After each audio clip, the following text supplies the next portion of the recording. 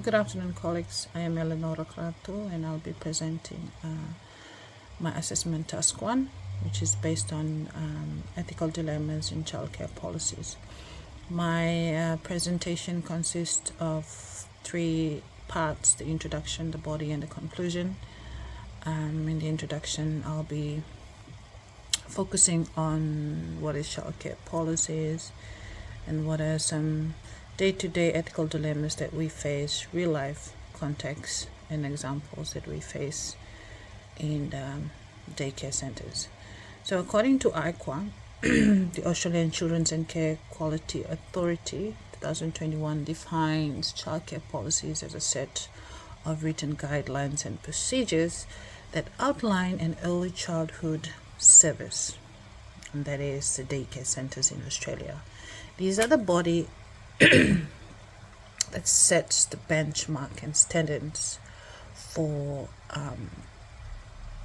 daycare centers and childcare services to work towards. They're also the body that sets national standards and national quality framework for early childhood services to follow. The overview of this presentation, it focuses on ethical dilemma in childcare policies, which I have mentioned. There are some childcare policies that we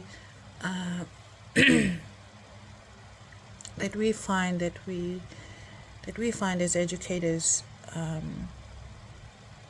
challenges us on a day-to-day basis, and some of those are sleeping routines from home and the expectation of parents versus reality and what we offer in the service are two different things altogether. Sometimes children have got dual parents or shared custody, and that means different parents wanting different things, and they expect us to follow different things from each parent, but our policy states something else. These are typically issues that we have to deal with every day, and some of them require our ethical judgment based on the principles that we have learned, and some of them are from what we value as educators. We make a call based on that. Some of them are based on the policy, what is the right thing to do. Some of them is just based on the overall goodness of the child, what is better for the child. Moving on, the main ethical dilemma that I'll be talking about is confidentiality versus duty to report. I know that this topic is one of the most experienced topics that we face both in the classroom and in the daycare centers. Sometimes we are torn between whether to make a decision to report an issue or whether we keep it confidential and solve it on a low key. And with this, I've mentioned childcare policies that governs the centers and what we think in the daycare service and the child services around Australia is that whatever we do has to be what is best for the child.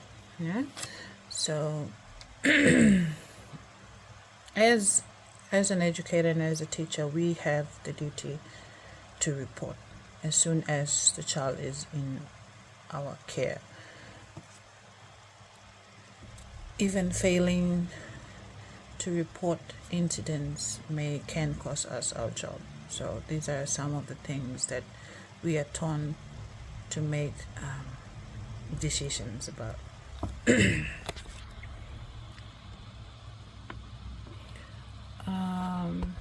At the end of this presentation, I want my audience to know what is childcare policies. Like I've mentioned, there are guidelines that supports childcare services in Australia. what are some of the daily ethical dilemmas that we face in my context?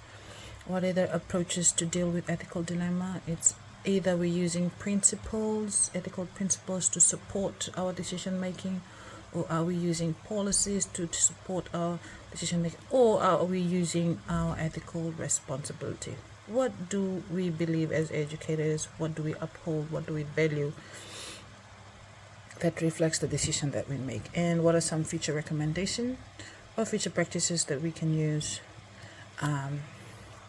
to better our services to the kids? My ethical story is based on emotional abuse and physical abuse. In this context, I won't dive into detail what happened. The child was just behaving unusual, led to the educator having some time with the child X I've mentioned in the background of the story. And so child X disclosed some information that the educator thought is a practice of emotional abuse. So obviously this ended up as a report to the room leader. Room leader is the person who is in charge of the room. The room leader actually followed the channel of communication, took it up to his reporting officer, and from the get-go, the managers and the staff who were there at the moment thought that it would be best to flag the child. And when we do flag the child, that means it's a high-risk child, and what we do is we put an educator to work with the child. Her job is to closely monitor drop-off in the morning, pickups in the afternoon, any unusual activity going around, mom, dad, child, etc., and we take note. So this was the decision made by our reporting officers, our superiors, and since there was not much evidence, we could not escalate to report to the child abuse officers. So 2 weeks has gone by. We discovered that the child was being actually physically abused at home. There were marks and bruises on her body. Obviously this escalated to taking an external leap into the child protection. They were involved, and also an investigation was put in place between the two, the mom and the dad and the child, and also the center as a whole. That is a long story short of what my ethical dilemma is about. So I feel like there are some ethical principles involved in this decision making in this context. It's very tricky here because the manager that made the first decision is not to report the case straight away. She thought of flagging the child is the right thing to do. So I put down a number of principles that might have caused her to think in such a manner to follow the first decision rather than making the ultimate decision as to report the case anyway, to avoid what the child has to go through. But nevertheless, some of the principles that I thought were deontology ethics, and based on what we've learned during lectures is that this theory is centered to the idea that actions are right or wrong based on what they follow. It must be a set of rules or moral values. So I think in this context, the manager must have went on with her gut feeling, and I think it has been a collective a brainstorming of what road to take, what is the safest. So for her, it's more of maybe looking into the perspective that it's not right to jump the gun at this point because there are not much evidence. So we could flag the child, look at it this way, rather than making a big mistake that it was just all rumors. Second one is utilitarianism, and utilitarianism states that it's a family of normative ethics. It focuses on outcomes. Yeah? It focuses on outcomes. That means for the greater good of a number of people. For this, I thought that the manager took this decision out of who is going to benefit if I'm going to do this. So I think the reason of following the route one was that she didn't want to make a bad image out of the daycare center. So she wants to protect the educators, the child, and the daycare as a whole. Being in a responsible position can be very tricky and very challenging at times. You have to think of the betterment of the whole center and just not one person. So in order to protect the whole center from rumors, from parents, critics from outside, being the center of the talk of the community or the town, she would rather take the first step in solving it internally rather than externally. The third ethical principle involved is virtue ethics. Virtue ethics is also ethics based on moral practices and good character, rather than a set of rules or the consequences of what the action might be. So in here,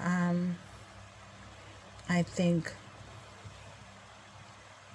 the manager must have thought about her moral, herself. What is she is in this role of reporting. So because collectively the decision must have come from the room leader, the educator involved, the assistant manager, and the manager. So these people must have sit together and made a collaboration on what strategy to take to solve this issue. And I feel like being the manager is she has the last say, and I feel like it is more of her virtue and her morals rather than the consequences of this action. She is also an image of a protector. So I feel like her decision must have come from her virtues and her moral, and who is she and what role does she play in the center. The fourth one is social contract ethics, and this can be a ripple effect on whether to report it external, to take that extra step outside, because this whole of the society is watching us. So I've mentioned that it's sort of like deontology and utilitarianism. It's for the greater good. For the greater good of the center, let's not report it to external officers, the child care protection policy. That would involve the government, that would involve welfare, that would involve the police coming to the daycare center. It's not a good image to see. It's also the image of the management. So in order to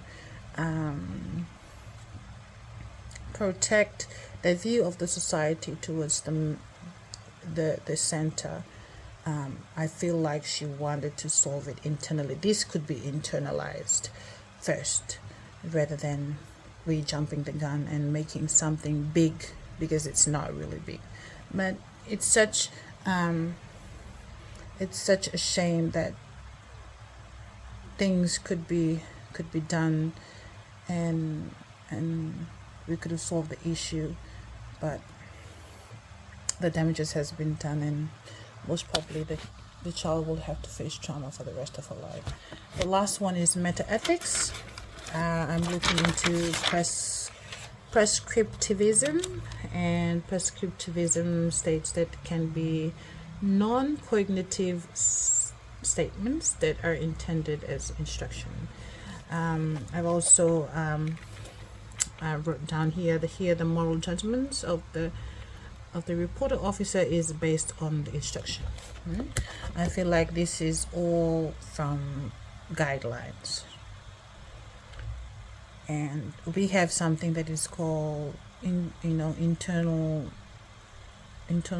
arbitrator, is that we can internalize things, and some things that we can internalize and solve, and some things that we cannot internalize and solve. Some things are very risky, and that it needs reporting. It needs extra hand, and we need professionals to deal with, and not quite ourselves to handle stuff. Alternative choices and action taken. Alternative choices that could be taken and solve the issue rather than internalizing. We could report the matter to the relevant authority. That could be done from the get-go. We could have internal assessment. We could call in the arbitrary council that could look after this. That could be the place I would go to if I was handling this situation. I would call the arbitrary to intervene so I can get it off my hand, and so that the specific people who knows how to question and how to deals with this kind of situation in a safe manner.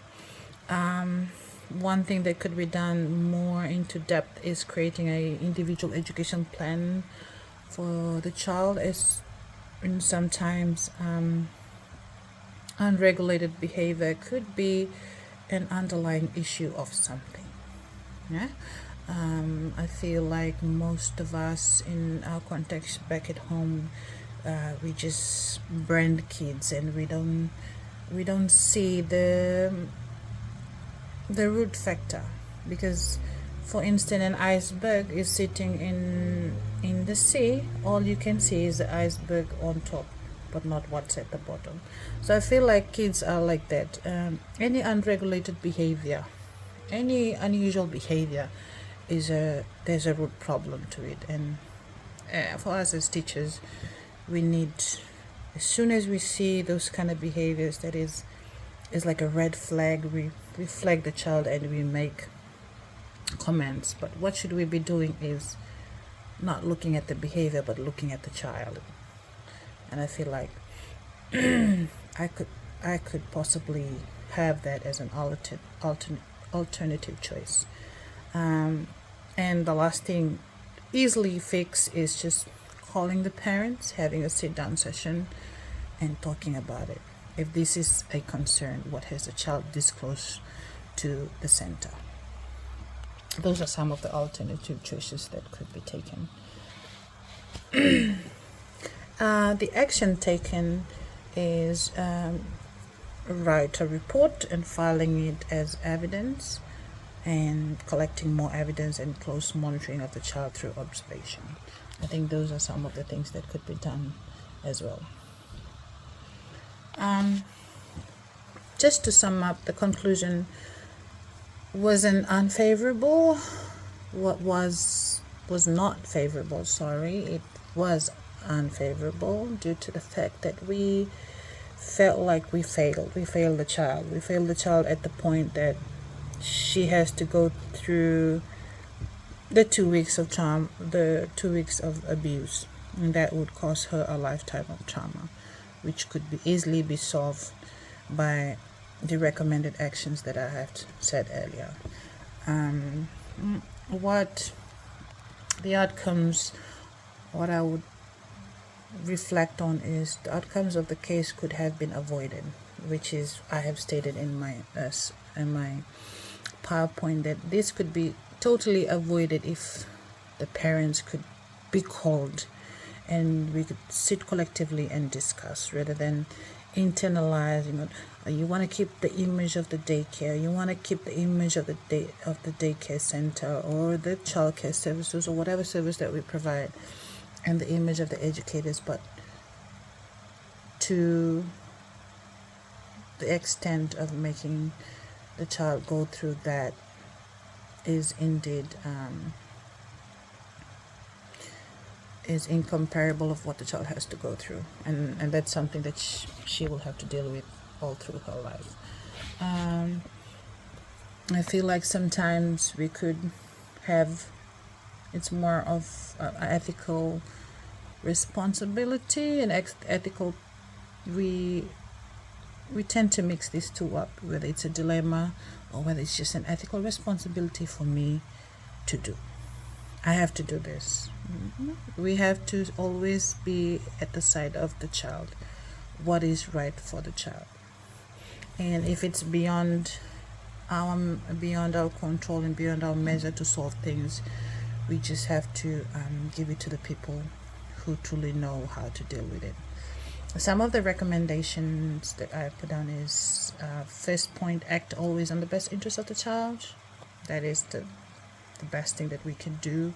Is if the parents are undecided what to do with the child, if the child needs to sleep and they say the child should not sleep more than 1 hour or 2 hours, if the child is distressed, then it's better to do, because a child is a person.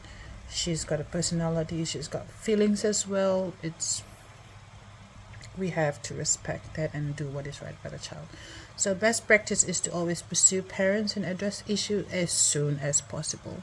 So rather than internalizing, reporting, red flagging a child and having that whole process where the child could be just called with their parents and have a healthy discussion about it, could be the easiest way out, rather than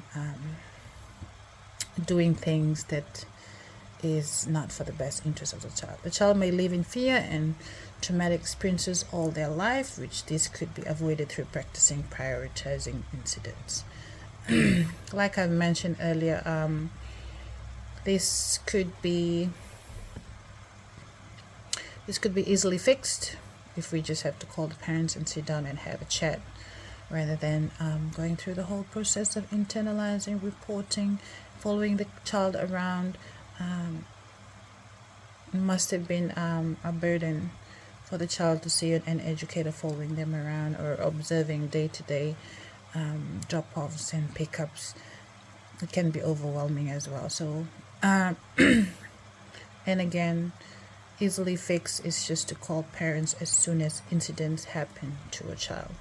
I've also mentioned not all behavioral issues are unregulated. Some are a product of abuse. That is something for an eye-opener. Let's not always pick a child based on their behavior. It must be an underlying issue.